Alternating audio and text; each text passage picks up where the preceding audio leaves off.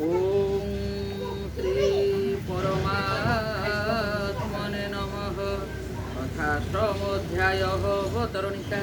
श्री भगवान सप्तम अध्याय शेष निजर समग्र रूप को वर्णना कला बेले ब्रह्म, अध्यात्म, कर्म, अधिभूत और अधिदैव अधियज्ञ ये छटी शब्द प्रयोग कले एवं यही समग्र रूप को जानुथिबा योगी माने अंत काल रे तांको प्राप्त हुअन्ति बोली कहले।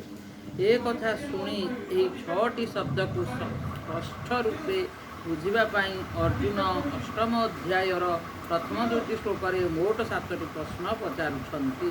अर्जुन उवाच किं तद्ब्रह्म किमध्यात्मं किं कर्म पुरुषोत्तम अधिभूतं च कि प्रोक्तमधिदैवं किमुच्यते। फैंडा बंद कर देबो।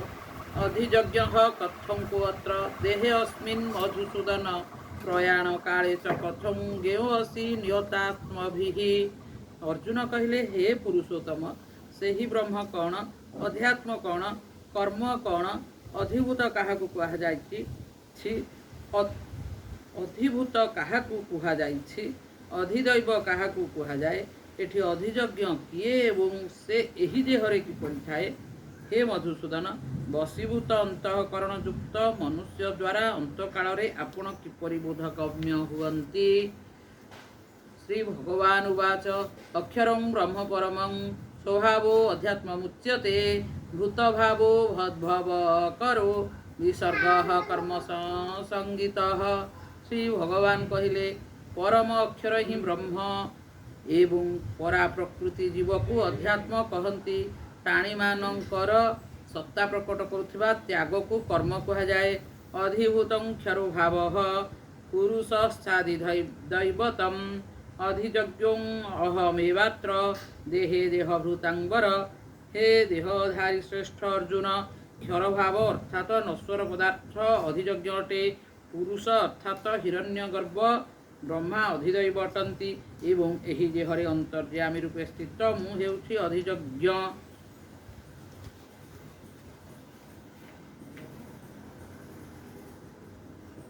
अंतकाले च माविव स्मरन् मुक्त्वा कलेवरं जह प्रयाति स मद्भावं जाति नाश्चत्र संशयः। जो मनुष्य अंत काल रे मध्य मुक्ति स्मरण करी शरीर छाड़ी चली जाए से मोर स्वरूप को ही प्राप्त हुए थिरे संदेह नहीं। जं जं वापि स्मरन् भावं त्यजन्ते कलेवरं तं तमेवैति कुन्तेय सदा तद्भाव भावितः। हे कुंती पुत्र अर्जुन मनुष्य अंतकाल रे जो भाव को स्मरण करी शरीर छाड़े से ही अंतकालीन भाव रे सर्वदा भावित हुई से ही भाव को प्राप्त हुए अर्थात से ही योनि को चली जाए। ओम श्री परमात्मा तस्माच्छर्वेषु कालेषु मामनुस्मर युध्य च मर्जर्पित मनोर्बुद्धि मामे वैश्य संशयम। तेणु तुम्हें सबु समय रे मुक्ति स्मरण कर ओ युद्ध भी कर। तुम्हें मोठारे तुमर मन और बुद्धि अर्पण कले निसंदेह रे मुक्ति ही प्राप्त हेब। अभ्यास योग युक्तेन चेतसा नान्यगामिना परमं पुरुषं दिव्यं जाति पार्थानुचिन्तयन्। हे पृथानंदन अभ्यास योगयुक्त ओ अनन्य चिंतन रहित चित्त द्वारा परम दिव्य पुरुषों को चिंतन करी शरीर छाड़ुवा मनुष्य तांको प्राप्त हुए। कविं पुराण मनुशासितार मनोरणीयं समनुस्मरेज्जः सर्वस्य धातारमचिन्त्य रूपमादित्य वर्णं तमसः पुरस्तात्। जो मनुष्य सर्वज्ञ अनादि समस्तंकर शासनकर्ता सूक्ष्माति सूक्ष्म समस्तंकर धारण पोषणकारी अज्ञान अति ऊर्ध्वरे ओ सूर्यंक भली प्रकाश स्वरूप अर्थात ज्ञान स्वरूप अचिंत्य रूपर चिंतन करे। प्रयाण काले मनसा चलेन भक्त्या युक्तो योग बलेन चैव भ्रुवोन्मध्ये प्राणमावेश्य सम्यक् सत्वं परं पुरुषमुपैति दिव्यम्। से ही भक्तियुक्त मनुष्य अंतकाल अचल मन द्वारा और योग बल द्वारा भ्रुकुटीर मध्य भाग में प्राण को भल भाव प्रविष्ट करी शरीर छाड़िले से परम दिव्य पुरुष को प्राप्त हुए। जदक्षरं वेद वेदो वदन्ति विसन्ति जज्जतयो वीतरागाः जरिच्छन्तो ब्रह्मचर्यं चरन्ति तते पदं संग्रहेण प्रवक्षे। वेदवित् माने जहाकु अक्षर कहन्ति, वितराग जति माने जहाकु प्राप्त करन्ति एवं साधक माने जहार प्राप्ति इच्छा करी ब्रह्मचर्य पालन करन्ति। सेही पद विषय मु तुमको संक्षेपरे कहिबि। सर्वद्वाराणि संयम्य मनोहृदि निरुध्य च मृध्याध्यात्मनः प्राणामास्थितो योगधारणाम् ओमित्योकाक्षरं ब्रह्म व्याहारं नाम अनुस्मरन् जह प्रयाति त्यजन देहं सदाति परमांगतिम। इंद्रिय मानकर समस्त द्वार को रुद्ध करी मन को हृदय रे निरोध करी एवं निज प्राण को मस्तक रे स्थापित करी योग धारणारे सम्यक रूपे स्थित जेउं साधक ओम नामक एकाक्षर ब्रह्म को मानसिक भाव उच्चारण करी ओ मोते स्मरण करी शरीर छाड़ी चली जाए से परम गति लाभ करे। अनन्य चेता सततं जो मां स्मरति नित्यशः तस्याहं सुलभः पार्थ नित्य युक्तस्य योगिनः। हे पृथानंदन जो अनन्यचित मनुष्य मुते नित्य निरंतर स्मरण करे से नित्य युक्त योगी पाई मु सुलभ अर्थात से मुते सहजरे प्राप्त हुए।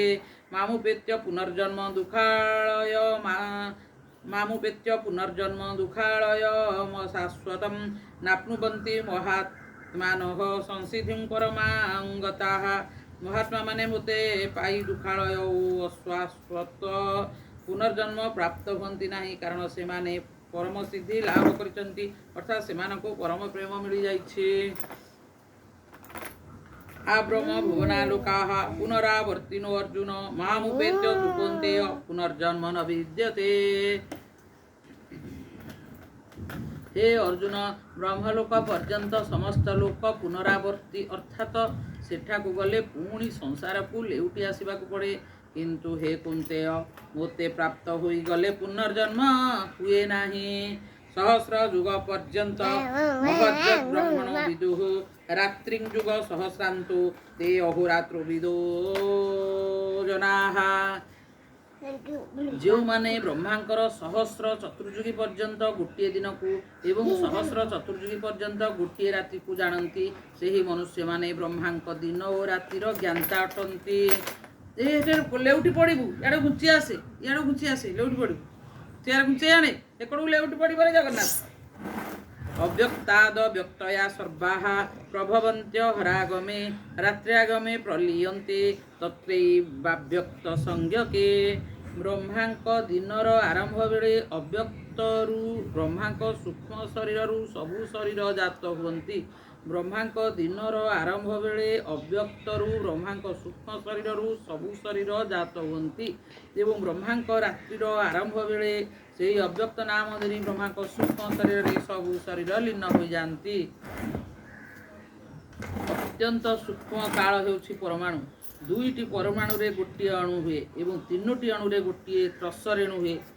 झरका बाट दे आसुथिबा सूर्य किरण रे त्रसरेणु उड़ुथिबा देखा जाती। एतादृश तीनोटी त्रसरेणु को अतिक्रम करिबारे सूर्य को जेते समय लागे ताहाकु त्रुटि कहन्ति। 100 त्रुटि मिसिले एक वेद हुए। 3 वेधरे एक लब्ध हुए। 3 लब्धरे एक निमेष हुए। 3 निमेषरे एक क्षण हुए। 5 क्षणरे एक काष्ठा। 15 काष्ठारे एक लघु। 15 लघुरे एक नाड़िका। 6 नाड़िकारे एक प्रहर और 8 प्रहर एक अहोरात्र। 15टी अहोरात्र एक पक्ष। 2 पक्षरे एक मास। 6 मासरे एक अयन और 2 अयनरे एक वर्ष हुए। यही रूपे मनुष्यंकर एक वर्ष संगे देवता मानकर एक अहोरात्र समान अर्थात मनुष्यंकर 6 मास विशिष्ट उत्तरायण देवतांकर गोटे दिन एवं 6 मास विशिष्ट दक्षिणायन देवतांकर गोटे रात्रि। एहीपरि देवतांकर समयर परिमाण मनुष्यर समयर परिमाण ठारू 360 गुण अधिक बोली धरा जाए। यही हिसाब से मनुष्यंकर गोटे वर्ष देवतांकर गोटे अहोरात्र। मनुष्यंकर 30 वर्ष देवतांकर गोटे मास एवं मनुष्यंकर 360 वर्ष देवतांकर गोटे दिव्य वर्ष। सेहीपरि मनुष्य सत्य त्रेता द्वापर और कली 4टी युग बीतीगले देवतांकर गोटे दिव्य युग हुए। अर्थात मनुष्यंकर सत्य युगर 17,28,000 वर्ष, त्रेता युगर 12,96,000 वर्ष, द्वापर जुगर 8,64,000 वर्ष, कली जुगर 4,32,000 वर्ष, यहीपरि मोट 43,20,000 वर्ष बीतिले देवतांकर गोटे दिव्य जुग हुए। यह महाजुग और चतुर्युगी कहती। मनुष्यंकर और देवतांकर समय परिमाण तो सूर्य द्वारा हुए, किंतु ब्रह्मांक अहोरात्र परिमाण देवतांक दिव्य जुग द्वारा हुए। अर्थात देवतांक 1,000 दिव्य जुगरे मनुष्यंकर 432 कोटी वर्ष ब्रह्मांकर गोटे दिन हुए एवं सेतिकी दिव्य जुगरे गोटे रात्रि हुए। ब्रह्मांकर यही दिनटी को कल्प बा स्वर्ग कहती और रात्रि को प्रलय कहती। भूतग्रामः स एवायं भूत्वा भूत्वा प्रलीयते रात्र्यागमे अवसः पार्थ प्रभवत्यहरागमे। हे पार्थ, से ही मोर अंश, यही प्राणी समूह उत्पन्न होई प्रकृतिर परवश हो जाए। हे पार्थ, से ही मोर अंश, यही प्राणी समूह उत्पन्न होई प्रकृतिर परवश हो जाइथिबारु ब्रह्मांक दिन बेले उत्पन्न हुए एवं ब्रह्मांक रात्रि बेले लीन हो जाए। परस्तमातु भावो अन्यो अव्यक्तो अव्यक्तास्थनास्तनः जह स सर्वेषु भूतेषु नास्यश्चु न विनश्यति। किंतु से ही अव्यक्त ठारू ब्रह्मांक सूक्ष्म शरीर अन्य विलक्षण अनादि सर्वश्रेष्ठ भाव रूपक जो अव्यक्त ईश्वर अच्छी सबु प्राणी विनाश होगले भी ताहा विनाश प्राप्त हुए नहीं। अव्यक्तो अक्षर इत्युक्त स्थमाहु परमां गतिं जं प्राप्य न निवर्तन्ते तधाम परमं मम। ताकू ही अव्यक्त अक्षर कहुଯାଇଛି, ताकू ही परम गति कहुଯାଇଛି एवं जहाको प्राप्त हेले जीव माने पुणी संसार को लेउटी आसंती नाही ताहा मोर परम धाम। पुरुषः सपरः पार्थभक्त्या लभ्यस्त्वनन्यया दस्यांतः स्थानि भूतानि जेन सर्वमिदं ततम्। हे पृथानंदन अर्जुन, समस्त प्राणी जहाँकर अंतर्गत एवं जहाँक द्वारा यही समग्र संसार व्याप्त होइछि सेही परम पुरुष परमात्मा अनन्य भक्ति द्वारा प्राप्त होई पारंती।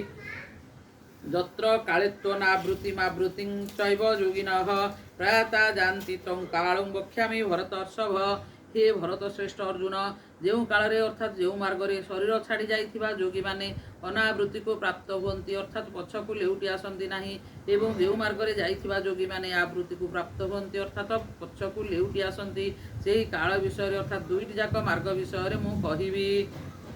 अग्निर्ज्योतिरहः शुक्लः षण्मासा उत्तरायणं तत्र प्रयाता गच्छन्ति ब्रह्म ब्रह्मविदो जनाः।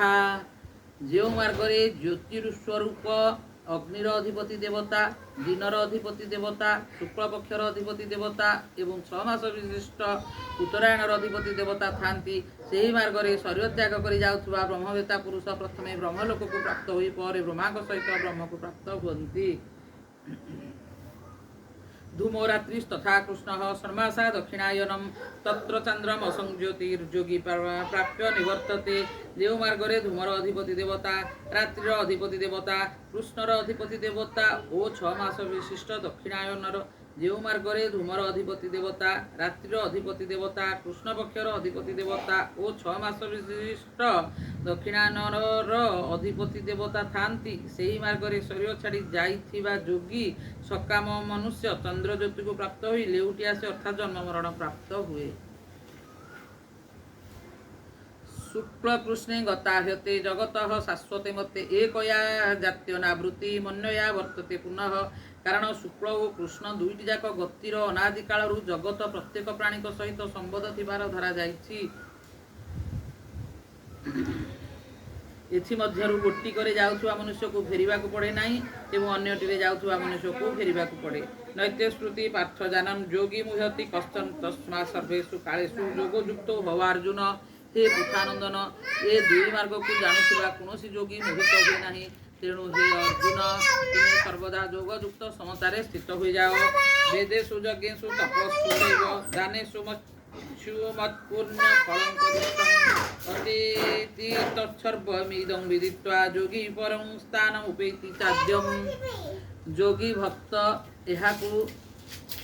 यही अध्याय वर्णित विषय को जानी वेदरे यज्ञ तपरे तथा दानरे जो पुण्यफल कहुई से सब पुण्यफल को अतिक्रम कर जाए एवं आदि स्थान परमात्मा को प्राप्त हुए।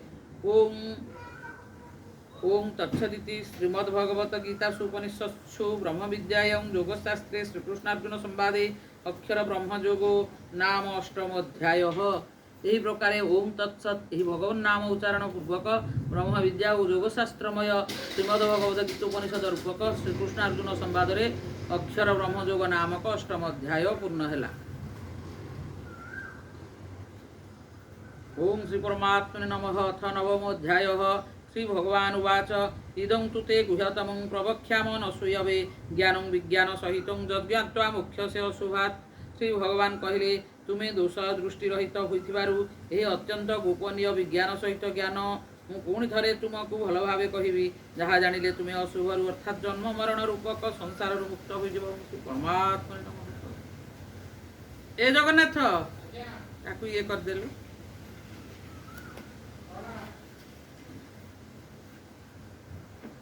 विश्राम दे दे।